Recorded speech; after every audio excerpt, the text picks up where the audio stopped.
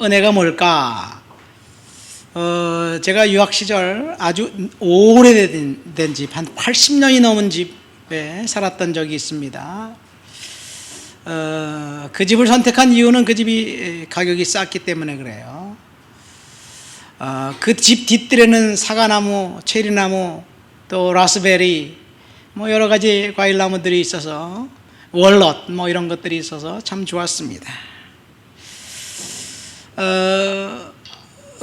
어느 날 우리 집, 아주 오래된 집이기 때문에 창틀이 위아래로 이렇게 열려 있는 그런 열리는 창이었어요. 여름이었는데 문을 활짝 열어놓고 있었는데 예쁜 새 한 마리가 날라 들어왔어요. 아주 아름다운 새예요. 보지 못했던 새예요. 갑자기 집 안으로 날라 들어왔는데 얘가 창문을 찾아서 날아갈지를 못하는 거예요. 번번이 유리창에 창문을 부딪히면서 날아가다 거실에 뚝 떨어지고, 거실에 뚝 떨어지고, 번번이 그러는 거예요. 왜 사람들이 새대가리라고 그러는지 알겠어요. 그러다가 갑자기 그 새가 창틀이 위아래로 열리는데 창문을 받고 창틀 사이에 빠져버린 거예요. 거기서 퍼덕퍼덕 날개짓하면서 날아가려고 하는데 아무리 애를 쓰고 용을 써도 그 새는 도저히 날아갈 가능성이 없었습니다. 그래서 제가 결정을 했어요. 야, 너 참 고달프겠다. 내가 너를 놔줄게, 살려줄게. 그렇게 나를 작정을 하고 제가 그 창틀 손으로 창 틈으로 손을 넣었어요. 새를 잡아서 날려주려고 저는. 근데 이 새가 오해를 한 거예요. 갑자기 적이 하나가 더 나타난 거예요. 저 손에 잡히면 자기는 죽는다고 생각을 하고 소리를 고함을 치면서 부리로 내 손등을 찌고 그리고 그 갈고리로 제 손을 상처를 내고 제 손에서는 피가 흐르고 있었어요. 그렇지만 저는 마음을 바꾸지 않았어요. 야, 조금만 기다려. 왜 너를 오해하냐? 내가 너를 놔주고 살려준다니까. 그래서 결국은 그 새를 붙잡았어요. 잡았어요. 그리고 꺼냈어요. 그래서 싹 만져보니까 새의 심장이 쿵쾅쿵쾅 치는데 얘가 이제 나는 꼼짝없이 죽었구나. 그런 공포와 두려움에 떤 그 심장 고동치는 소리가 됐어요. 근데 제가 창문을 열고 살짝 날려줬어요. 고맙다는 소리도 안 하고 확 날아가 버렸어요. 제가 그 사건을 경험하면서 하나님의 은혜가 이와 같지 않은가 이런 생각을 한번 해봤습니다. 하나님께서는 우리들을 살려주시려고 우리를 잡고 계신데 우리는 오해하고 두려워하고 있지 않은가.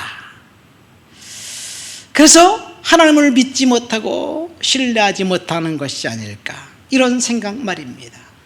우리의 그런 생각과 감정에 상관없이 하나님은 그리스도 예수 그리스도를 통해서 십자가의 보혈의 은혜로 저와 여러분들을 구원해 주셨고, 그리고 축복된 인생을 살아갈 수 있도록 하셨어요. 이것이 하나님의 은혜입니다. 은혜는 일방적이에요.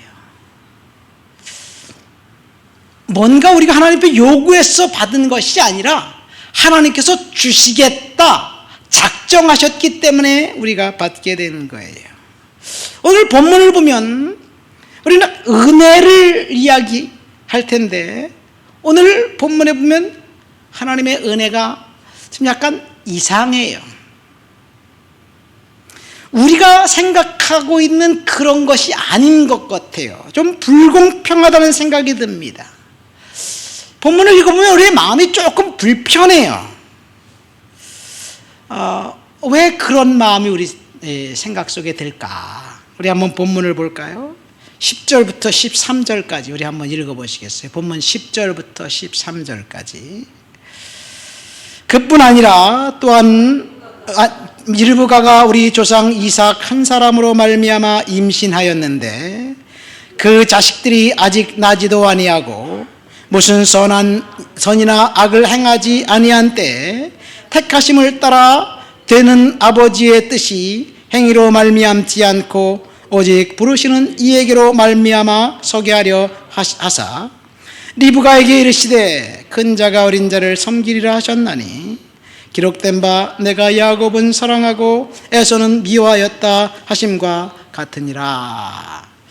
여기 보면 하나님이 무슨 아직도 나지도 않기도 전에 그 무슨 선이나 악을 행하지도 않았는데 큰 자가 어린 자를 섬길 것이라고 말씀하셨고, 그 다음에 그보다 더 심각한 것은 하나님이 야곱은 사랑했고 에서는 미워했다라고 이야기하고 있어요. 여러분, 이게 이해가 됩니까? 왜 어째서 하나님이 야곱은 사랑하고 에서는 미워했지? 공정과 상식이 지배하는 우리 사회에 이런 주장은 설득력이 없어 보입니다. 사랑이 많으신 하나님이라고 알고 있었는데 보니까 사랑은커녕 불공평한 하나님이시네, 이런 생각을 하게 되면서 마음이 불편해집니다. 이 성경 말씀을 읽으면 불편하고 곤혹스러워요. 하나님이 폭군처럼 생각되기 때문에 그래요. 야곱을 사랑하는 것까지는 좋은데 왜 에서를 미워했느냐? 거기에 꽂혀서 성경에서 주장하는 것이 정당하지 옳은 것처럼 생각됩니다. 왜 그럴까? 그 이유는 평등의 오류라는 것 때문에 그래요. 평등의 오류. 자, 모든 인간은 평등하게 지음받았다. 우리는 다 이해하죠, 그죠? 모든 인간은 다 평등하게 지음받았어요. 사실 모든 인간이 평등하게 지음받았다는 주장은 1776년 미국이 독립선언하면서 독립선언문에 기록된 문장이에요. 1776년이면 우리로 따지면 영조가 죽은 해, 정조가 등극하던 해예요. 이 신대륙의 신앙의 자유를 찾아갔던 그 사람들이 영국의 식민 지배를 받으면서 자유를 구속하니까 당시 신대륙에 있었던 13개 주에서 주의회를 소집하고 주에서 결정해서 이제 독립을 선언합니다. 모든 인간은 평등하다. 그래서 인간들에게 생명권과 자유권과 행복 추구권이 있다라고 주장을 합니다. 오늘날 우리가 사회복지에서 많이 들어보던 내용이죠. 그래서 인간의 생명권, 자유권, 행복 추구권을 거부하는 정부에 대해서 이제 저항하고 그 정부를 거부하고 새로운 그 국가를 만들 수 있다, 이렇게 주장한 것이 미국의 독립선언의 골자입니다. 자, 모든 인간은 평등하게 창조주 하나님, 조물주로부터 창조되었다. 자, 우리들은 그 이야기에 대해서 아무도 거부 반응이 없어요. 그래도 우리나라 사람들은 언제부터 이런 생각을 했을까요? 조선시대에 인간은 평등하다라고 생각했을까요? 양반, 상놈, 분리해서 양반은 기득권이 있고 상놈은 인권 자체가 없었어요. 평등하지 않았습니다. 사실 우리 대한민국이 평등하다고 생각한 것은 사실은 100년도 안 됩니다.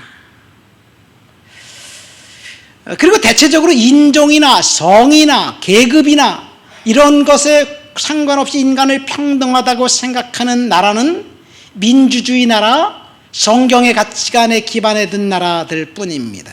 이슬람, 힌두, 공산주의 국가, 이 문화적으로 볼 때 그들은 결코 평등하지 않습니다. 철저히 차별적인 존재가 바로 인간이에요. 자, 근데 우리가 생각할 때 인간은 평등한데 하나님께서 평등하게 대우하지 않고 누구는 사랑하고 누구는 미워하다는 그 성경의 주장은 설득력이 없어 보이고 마음이 불편해집니다.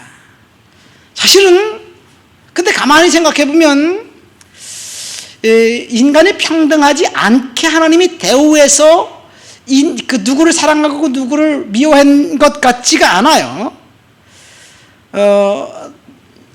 하나님이 공평하지 않다라고 생각이 되기 때문에 그 문장이 불편하고 그리고 불쾌합니다. 여러분, 공평하다, 공정하다라는 말, 그래서 공정에는 두 가지 측면이 있어요. 첫 번째는 출발에서부터의 공정이고 두 번째는 결과의 공정이에요. 출발에서의 공정은 이제 교육이나 의료나 모든 혜택을 모든 사람들에게 똑같이 동일하게 주어야 된다는 것이 그 기회의 평등, 출발에서부터의 평등이에요. 그래서 60점이 넘으면 합격, 60점이 안 되면 불합격. 누구나 다 똑같아요. 이 출발의 평등에 처해되는 것이 뭐 기업의 채용 비리 뭐 이런 것들이에요. 누군가가 직위를 이용해 채용 비리를 저질렀다면 그 사람 때문에 누군가는 기회를 박탈됐고 놓쳤기 때문에 기본권이 당했다고 생각됩니다. 뭐 직위를 이용해 스펙을 조장해서 의학대학원이나 로스쿨 같은 데를 누군가 불법적으로 합격을 시켰다면 그것 역시 기본권이 침해됐다고 생각됩니다. 그래서 누구나 다 동일하게 이해합니다. 그러나 결과로서의 평등은 약간 좀 달라요. 모든 행위가 그 결과가 똑같아야 된다? 이거는 좀 사람들마다 생각이 달라요. 왜 그러냐면 소득의 차이에 따라서 출발선이 다르고 그리고 결과도 다르기 때문에 그렇습니다. 그러니까 사람들은 태어날 때부터 사실 기울어진 운동장에서 싸우고 있어요. 어떤 사람은 위에 있고 어떤 사람은 밑에 있고 그렇습니다. 근데 중요한 것은 기울어진 운동장이 나쁘다는 선입견이에요. 예를 들어서 손흥민 선수가 위대한 선수죠. 근데 그 선수가 그렇게 위대하게 된 이유는 물론 남들보다 더 열심히 피나는 노력을 했기 때문에 그렇지만 사실은 누구도 갖지 않은 그만의 그 재능이 있기 때문에 그렇습니다. 어떤 사람은 그보다 더 열심히 노력하는데 사실은 안 되는 사람들이 부지기수입니다. 어떤 사람은요, 숫자만 딱 한 번 보면 머릿속에 딱 기억을 해갖고 다 기억을 해내. 그 숫자에 대해 특화되어 있는 사람이에요. 우리 같은 사람은 숫자를 보고 봐도 또 몰라. 항상 틀려. 기울어진 운동장입니다. 그러니까 이 기울어진 운동장 사실은 이 불공정한 것 같지만 사실은 그게 세상이에요. 문제는 기울어진 운동장이 척결해야 할 대상이라고 생각하기 때문에 문제입니다. 어쨌든 이 결과로서의 평등, 그것은 사람들마다 각각 다른데 손흥민이 그만큼 많은 연봉을 받는 것은 정당하다. 누구나 그렇게 생각을 합니다. 그렇죠? 그렇다면 똑같은 회사에서 같은 일을 하는데 어떤 사람은 정규직이라고 해서 연봉을 많이 받고 어떤 사람은 비정규직이라서 연봉을 덜 받는다. 그러면 어떻게 되나요? 저건 불평등한데? 이렇게 생각이 됩니다. 그래서 그 불평등을 해소하기 위해서 뭐 노조도 조성해야 된다, 뭐 해야 된다, 이렇게 이야기가 나오죠. 어쨌든 이 하나님이 에서는 미워하고 야곱은 사랑했다는 그 문장을 보면 하나님 공평하지 않은 것 같아요. 그럼 공평은 어떻게 해야지 공평합니까? 야곱도 사랑하고 에서도 사랑하든지, 야곱도 미워하고 에서도 미워하든지 똑같아야 된다는 이야기예요. 자, 그럼 이렇게 우리가 생각하는 것이 정당할까요? 물론 에서도 사랑하고 야곱도 사랑하는 것 했으면 좋겠죠. 근데 한번 생각해 보세요. 여러분들을 사사건건 못 살게 구는 사람이 있다고 칩시다. 그 사람도 축복받아서 잘 돼야 되겠죠. 그건 조금 좀 아닌 것 같은데요. 이 세상에 사실 암적인 존재들이 있어요. 무시무시한 범죄자들, 그런 사람들이 어떤 행동을 하든지 상관없이 다 축복받고 구원받고 천국에 가는 것이 우리가 생각하는 공평일까라고 생각하면 이건 또 아닌 것 같습니다. 그럼 도대체 왜 하나님이 야곱을 사랑하고 에서를 미워했다는 말이 그토록 불편할까? 우리 한번 본문으로 돌아가 봅시다. 6절부터 9절까지 한번 말씀을 읽어볼까요? 6절부터 9절까지 우리 다 같이 읽겠습니다. 그러나 하나님의 말씀이 폐하여진 것 같지 않도다. 이스라엘에게서 난 그들이 다 이스라엘인이 아니요 또한 아브라함의 씨가 다 그의 자녀가 아니라 오직 이삭으로부터 난 자라야 넷이라 불리리라 하셨으니 곧 육신의 자녀가 하나님의 자녀가 아니요 오직 약속의 자녀가 씨로 여기심을 받았느니라. 약속의 말씀은 이것이니 명년 이때 내가 이르리니 사라에게 아들이 있으리라 하심이라. 자, 여기 보면 이스라엘에게서 난 사람들이 모두가 다 이스라엘인이 아니다. 아브라함의 자녀가 몇 명일까요? 한 명은 분명히 알아요. 이삭, 그렇죠. 약속의 자녀죠. 조금 교회를 조금 더 다녔던 사람들 2명까지는 알 수 있을 것 같아요. 누가 또 있어요? 이스마엘. 이스마엘과 이삭을 비교해서 약속의 자녀, 육신의 자녀 뭐 이렇게 구분하죠. 근데 사실 창세기 25장이면 또 다른 6명의 아들이 더 있어요. 그러니까 아브라함에게는 8명의 아들이 있었습니다. 그런데 한 명만, 이삭만 약속의 자녀로 하나님이 인정하셨고 다른 사람은 육신의 자녀라고 평가하셔요. 육신의 자녀라고 하나님이 버렸고 저주했느냐? 아니에요. 사실은 육신의 자녀들도 각자 아브라함은 자녀들에게 재산을 나눠주고 이삭을 떠나서 자유롭게 살도록 하셨어요. 자, 이삭이 아브라함에게 8명의 아들이 있었는데 딱 한 명만 약속의 자녀라고 하나님은 인정하셨어요. 그리고 이삭이 아들을 둘 낳았는데 그 둘이 야곱과 에서입니다.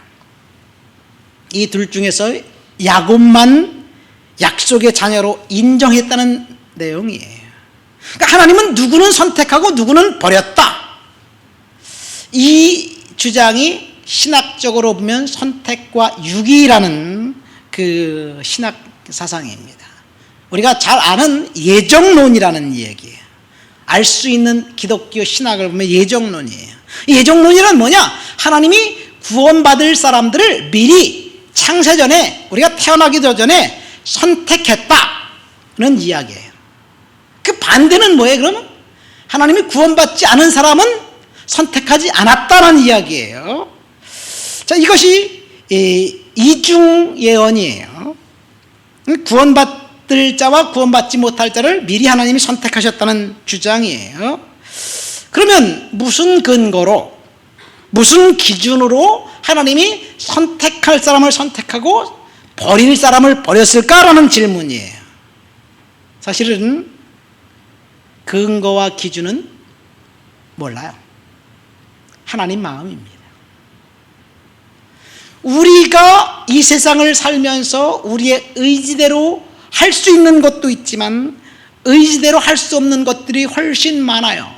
그것은 누군가가 결정해서 우리에게 그렇게 하도록 한 것이냐 아니면 내가 한 것이냐 모릅니다.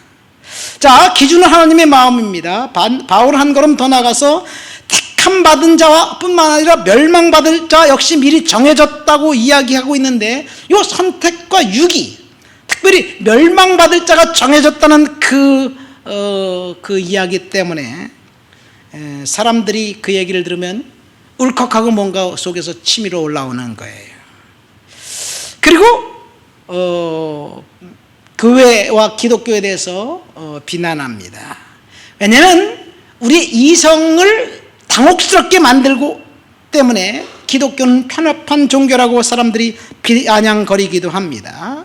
자, 가만히 생각해 보세요. 자, 우리가 이 땅을 살면서 선택할 수 있는 조건들이 굉장히 많이 있어요. 어떤 사람이 길을 가고 있는데 강물에 물이 넘쳐서 10명이 빠져서 지금 허우적거리고 있는 거예요. 강물 속에서 빠져서 허우적거리고 있어요. 그래서 한 사람이 수영을 잘하는 사람이 다이빙하고 뛰어들어가고 첫 번째 사람을 딱 건져냈어요. 그래서 또 뛰어들어가고 두 번째 사람을 건져냈어요. 근데 이제 너무 지쳐. 힘들어. 그래서 한 명 더 건져내요. 그래서 또 뛰어들어가고 억지로 한 명을 더 건져내고 그리고 쓰러졌어요. 그리고 7명은 어떻게 되는지 몰라요. 그럼 이 세 사람을 건진 사람은 의인일까요? 세상은 의인이라고 칭찬하지요. 근데 어떤 사람이 그 사람에게 찾아서 왜 당신은 불공평하게 3명만 건져냈느냐? 7명을 죽게 내버려뒀냐? 이렇게 이야기한다는 것 말이 됩니까? 거기서 도대체 공평이라는 건 뭐예요? 모두가 다 죽도록 내버려두고 그냥 뒷짐지고 있는 게 공평일까요? 그 중에 한 명이라도 건져내는 것이 옳은 일일까요? 자, 이것이 선택의 교리, 하나님이 말씀하신 예정의 교리에 대해서 반감을 갖고 있는 사람들의 태도예요. 왜 7명을 구출하지 않았느냐? 비아냥거리는 것. 왜 하나님께서 예정하셔서 선택하셨다면 그 선택받은 사람의 포커스를 맞추는 거지 왜 저 사람을 지옥 가도록 내버려 두었느냐라는 이야기예요. 그래서 본문은 바울이 계속해서 하나님은 야곱을 사랑하고 에서를 미워하셨다라는 주장을 하면서 14절에 하나님께 불의가 있느냐? 이렇게 질문합니다. 그리고 15절에는 내가 긍휼히 여길 자를 긍휼히 여기고 불쌍히 여길 자를 불쌍히 여긴다. 이 말을 하면서 야곱을 사랑하고 에서를 미워하는 것은 내 마음이다라고 주장합니다. 그러면서 18절에 이렇게 이야기합니다. 18절 한번 읽어볼까요? 그런즉 하나님께서 하고자 하시는 자를 긍휼히 여기시고 하고자 하시는 자를 완악하게 하시느니라. 사실 이 뒤에 구절을 우리가 읽진 않았지만 21절 말씀에 보면 이제 토기장이의 비유를 이야기하면서 토기장이가 자기가 원하는 대로 자기 뜻대로 어떤 것은 귀 있을 그릇으로 어떤 것을 천 있을 그릇으로 만들 권한이 없느냐라고 주장합니다.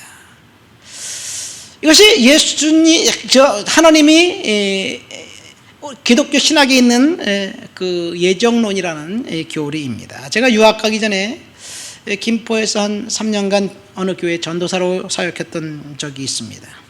매주 토요일날 그때 당시 이 15인승 토픽이라는 밴이 있었어요. 이 15인승 밴을 가지고 청년들을 다 데려다가 청년 예배 끝나고 이제 11시, 12시가 되면 또 청년들 다 집에다 데려다 주고 뭐 그렇게 하면서 사역을 했어요. 토요일 밤마다 저녁들하고 청년들하고 그런 얘기를 많이 했어요. 뭐 장로교회니까 예정론에 대해서 굉장히 많은 열띤 토론도 하기도 했어요. 근데 청년들의 질문들 대부분은 왜 하나님이 예정해놓고 난 다음에 저 사람을 버렸느냐, 여기에 꽂혀가지고 이해가 안 된다는 이야기예요. 이해가 안 되기도 하지요. 우리가 어떻게 하나님을 이해할 수 있겠습니까?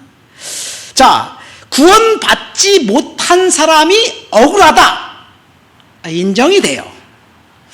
그런데 왜 거기에 꽂혀서 하나님에 대해서 폭군처럼 생각하는지, 그거는 좀 더 두고 봐야 할 일입니다. 자, 그렇다면 그 이면에는 하나님이 공정하시다면 모든 사람들이 다 구원받지 말아야지 된다라는 그런 그 생각이 깔려 있는 거예요. 왜냐하면 인간은 죄인이기 때문에 죄인인 인간은 하나님에게서 구원받을 수 있는, 자력으로 구원받을 수 있는 방법이 전혀 없어요. 죄 때문에 지옥 가는 거예요. 하나님의 능력과 은혜가 임하지 않은 모든 사람은 지옥 가는 거예요. 근데 모든 사람이 지옥 가야지 정당한가? 그 중에서 하나님이 예수 그리스도의 보혈을 통해서 누군가를 구원해 주신 것이 그것이 그렇게 불편한가라는 질문이지요. 어쨌든 마가복음 13장에 보면 네 가지 땅에 떨어진 네 가지 씨앗의 비유가 나옵니다. 이 천국 말씀의 씨앗은 천국 말씀이에요. 천국 말씀을 땅에 떨어졌어요. 누구든지 언제든지 들을 수 있는 것이 천국 말씀이에요. 그런데 천국 말씀을 그러니까 깨달을 수 없는 비밀로 알 수 없고 이해할 수 없도록 주신 게 아니에요. 근데 자세히 보니까 그 옥토에 떨어진 씨앗은 빼고 길가, 가시밭, 돌짝밭에 떨어진 씨앗들은 다 죽었어요. 왜 죽었느냐? 어떤 씨는 환난과 박해가 찾아왔을 때, 어떤 씨앗은 세상의 염려와 재물의 유혹 때문에 하나님이 말씀하신 그 말씀을 스스로 버린 거예요. 그러니까 하나님이 선택하지 않아서 빼앗긴 것이 아니라 사실은 스스로 하나님을 거부했기 때문에 제외된 것이라고 볼 수가 있어요. 그러니까 우리 예정론에 대해서 지금 우리 심각한 고민을 해야 될 필요성이 있어요. 사실 구원에 대한 예정론은 어쩌면 우리들의 신앙을 체크하는 리트머스 시험지와 같습니다. 사람들이 예정론에 대해서 처음 들었을 때 거의 다 당혹감을 느낍니다. 그러나 반응은 두 가지예요. 첫 번째, 내가 구원받은 것에 대해서 하나님 앞에 감사하는 사람. 두 번째, 감사와 감격이 있는 반면에 왜 저 사람은 구원해 주지 않았느냐에 대해서 하나님의 은혜에 대해서 이제 그 저항하는 사람, 말도 안 되는 이론이라고 이렇게 주장하는 사람 있습니다. 그러니까 은혜에 대해서 감격하는 사람은 구원받은 사람이 틀림없어요. 그러나 분노하는 사람들은 믿음을 한번 점검해 봐야 될 필요성이 있어요. 어떤 사람이 아내에게 선물을 주려고 백화점에 가서 핸드백을 이제 보고 있었어요. 아내 생일이 오는데 핸드백을 사줘야지. 그렇게 해서 가보니까 100만 원 딱 써 있어요.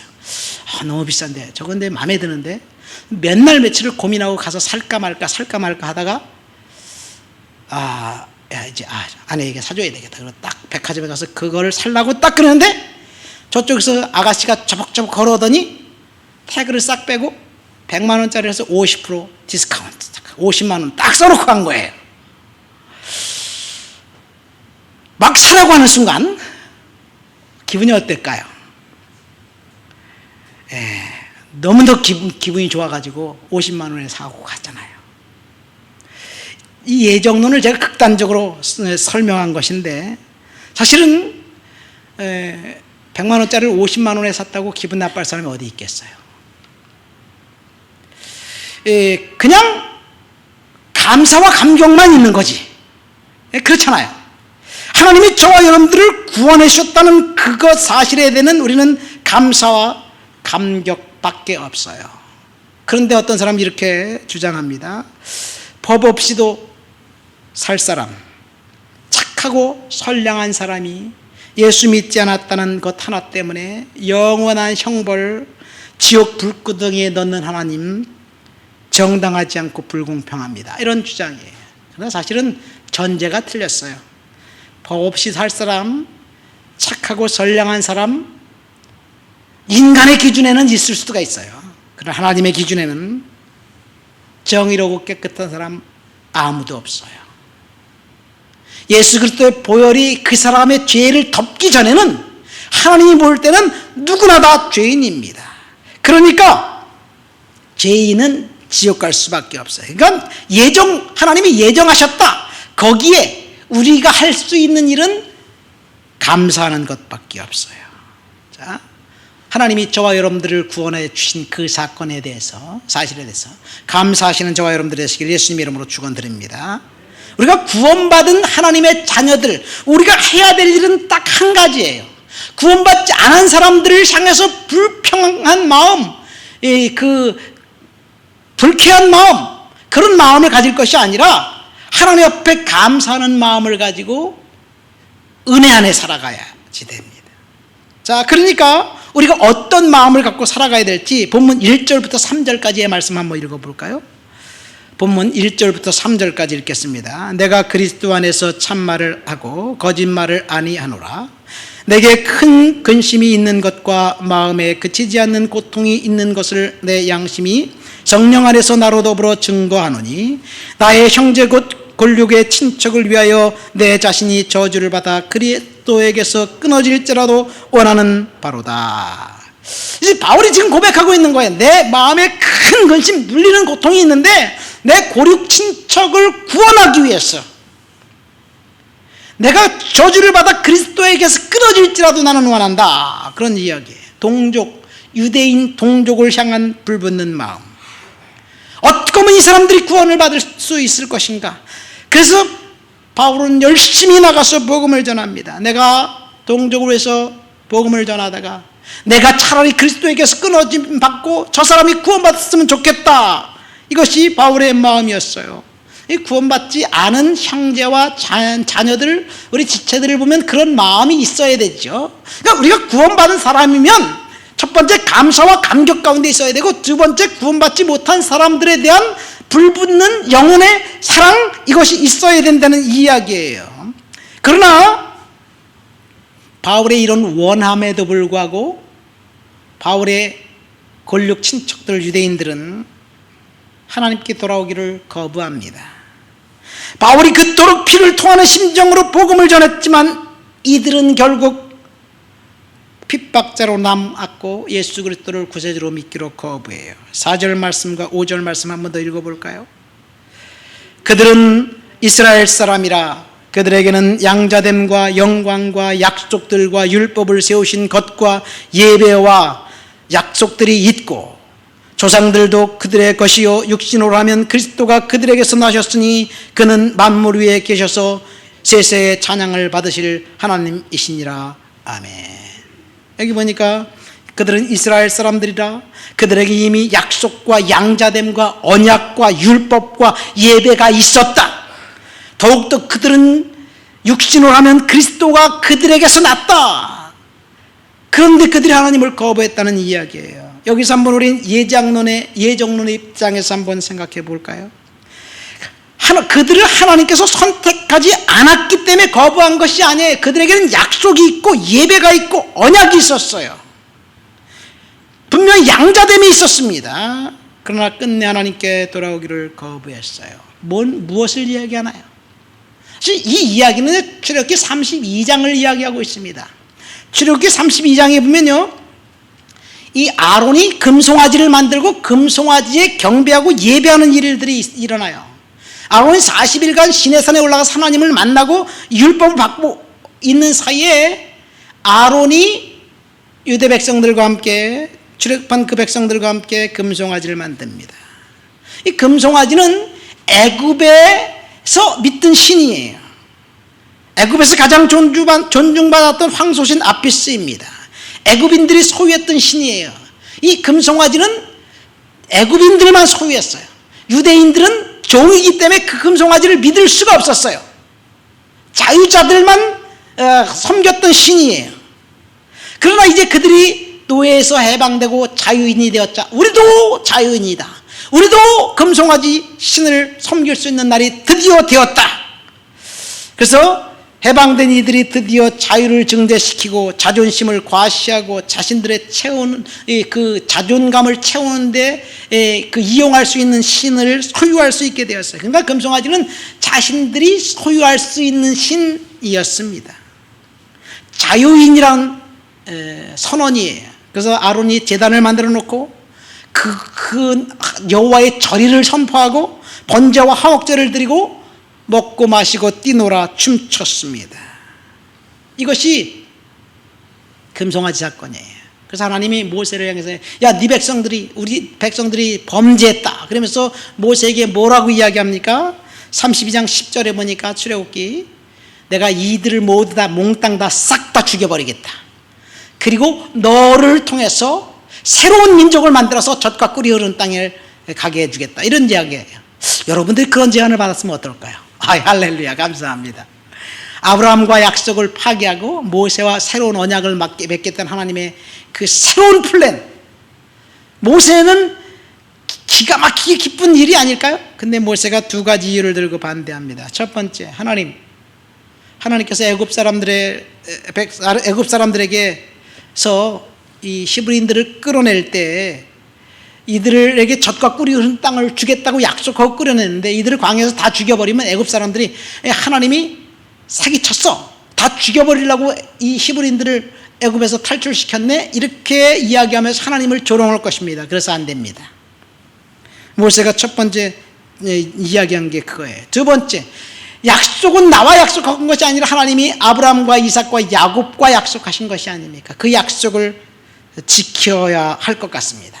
그러면서 기도합니다. 이렇게 기도합니다. 그들의 죄를 사하여 주옵소서. 그렇지 않으면 기록된 책에서 내 이름을 지워버려 주십시오. 모세가 그렇게 기도하면서 백성들을 위해서 용서를 구하고 하나님이 용서해 줍니다.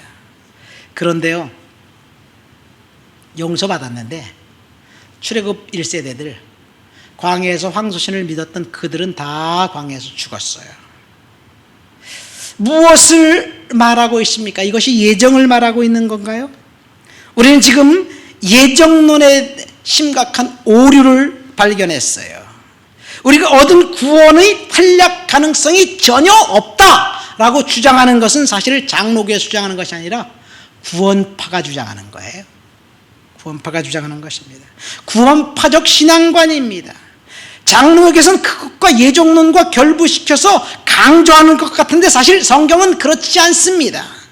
성경은 계속해서 구원에서 탈락할 수 있다는 것을 이야기해요. 특별히 히브리서에 보면요, 그렇게 이야기합니다. 고린도전서 10장에도 보면 손줄로 안 자가 넘어질까 조심해라. 이것은 구원에 대한 이야기를 이야기해 주고 있어요. 구원 받았는데 끝까지 안전하다고 생각하는 사람들, 그러면서 하나님의 말씀을 거부하고 있는 사람들을 안전하지 않다는 것을 우리는 엄중한 경고로 받아들여야 될 줄 믿습니다. 그러니까 구원은 우리가 하나님 앞에 감사와 감격 가운데, 그리고 하나님 앞에 나를 구원해 주신 것에 대해서 감사하는 것밖에 없어요. 두 번째, 그랬기 때문에 나는 복음을 전해야 될 그 사명을 하나님께서 주신 거예요. 우리가 하나님 말씀을 거부하고 하나님 앞에 의도적으로 떠나면 구원에서 떨어질 수도 있다는 것, 이것이 히브리서의 이야기예요. 히브리서는 계속해서 구원에서 떨어질 수도 있다는 경고를 하면서 은혜의 자리에 계속해서 가서 하나님 앞에 순종하며 살라고 이야기하는 것이 히브리서 2장부터 12장께서 계속해서 반복하는 해서 이야기하는 거예요. 하나님의 신실하심에 대해서 이야기하면서, 그리고 신실하신 그 하나님 앞에 믿음을 잘 지켜라는 이야기이기도 합니다. 그러니까 경고와 달램의 이야기가 히브리서의 내용이에요. 자, 말씀을 맺습니다. 오늘 하나님의 은혜를 생각하면서 은혜가 불공평하냐? 불공평한 하나님의 은혜라는 제목으로 생각하면서 은혜를 나눴습니다. 하나님께서 야곱을 사랑하셨고 에서를 미워하셨다는 주장, 그것도 태어나기도 전에 누군가를 선택하고 누군가를 버렸다는 주장 때문에 우리는 이 마음이 어떨 때는 불편해하는데, 사실 그것은 하나님의 말씀을 오해했기 때문에 그렇다는 이야기예요. 여러분, 우리가 공평하지 않다라고 생각할 때 사실 거기에는 숨은 의도가 들어있어요. 하나님이 공평한 하나님이라면 차라리 모든 사람을 다 구원해야지 공평한 것이 아니라 모든 사람이 다 멸망받고 지옥 가야지 공평하다는 전제가 그 속에 숨어 있어요. 그러니까 하나님이 야곱을 사랑했고 에서를 미워했다는 그 마음에 불평하다는 것은 둘 다 선택하지 말아야지 공평하다는 전제, 그 생각이 있기 때문에 그런 거예요. 자, 우리는 하나님이 저와 여러분들을 구원하신 그 구원에 대해서 감사와 감격 가운데 있어야 될 줄 믿습니다. 제가 유학 시절에 했던 밴쿠버에는요, 큰 나무들이 많아요. 삼나무, 사이프러스, 시더, 이런 나무들이 보면요, 높이가 한 30m는 좋게 넘는 것 같아요. 둘레가 한 3m, 5m 정도 큰 나무들이 있어요. 이 큰 나무들이 있는데 어떻게 이 나무들이 그렇게 크게 장수할 수 있느냐? 이 지상에서 가장 큰 나무, 가장 큰 나무는 제너럴 셔먼 트리인데 이 나무의 연령은 2200년, 2200살 정도 된대요. 보통 나무들은 50년에서 한 70년이면 다 끝나요. 근데 어떤 나무는 100년, 200년 이상 갈까? 그 이유는 딱 한 가지예요. 이 비가 흠뻑 젖어서 큰 물이 흐르면 땅속에 지속적으로 있는 그 물을 언제든지 마실 수 있는 그런, 물이 언제든지 공급해 줄 수 있는 그런 비와 물의 그 은혜 아래 살고 있는 나무들은 100년, 200년도 끄떡없다는 이야기예요. 우리가 인생을 살면서 때때로 벼락이 닥칠 수도 있고 슬픔이 닥칠 수도 있고 어려운 일이 닥칠 수도 있고 우리가 원하지 않는 일들이 생길 수도 있어요. 그때마다 하나님의 은혜에 흠뻑 젖어 있다면 우리는 끝까지 하나님의 축복 가운데서 있게 될 줄 믿습니다. 날마다 매일 은혜의 물줄기 가운데 흠뻑 젖어 있게 되시기를 예수님의 이름으로 축원드립니다. 우리 다 같이 말씀을 생각하면서 통성으로 기도합니다. 하나님, 우리가 날마다 하나님 은혜 아래 살 수 있도록 주여 도와주시옵소서. 하나님 앞에 예배자의 삶을 살 수 있도록 도와주시고 전도자의 삶을 살 수 있도록 도와주옵소서. 기도합니다. 하나님 아버지 감사합니다. 오늘도 주님 앞에 나와 주를 높여드리고 주를 찬양하고 주를 예배합니다. 성령의 능력과 충만과 거룩한 역사로 사로잡아 주시옵시고 은혜로 사로잡아 주옵시고 능력으로 채워 주옵시고 역사해 주시기를 이 시간도 간절히 기도합니다. 주님, 은혜 허락해 주옵소서. 능력으로 살아갈 수 있도록 도와주시옵소서. 권능으로 채워 주시옵소서. 말씀으로 사로잡아 주시옵소서. 하나님 능력으로 채워 주옵소서. 주를 높여드립니다. 예수님의 이름으로 기도합니다. 아멘.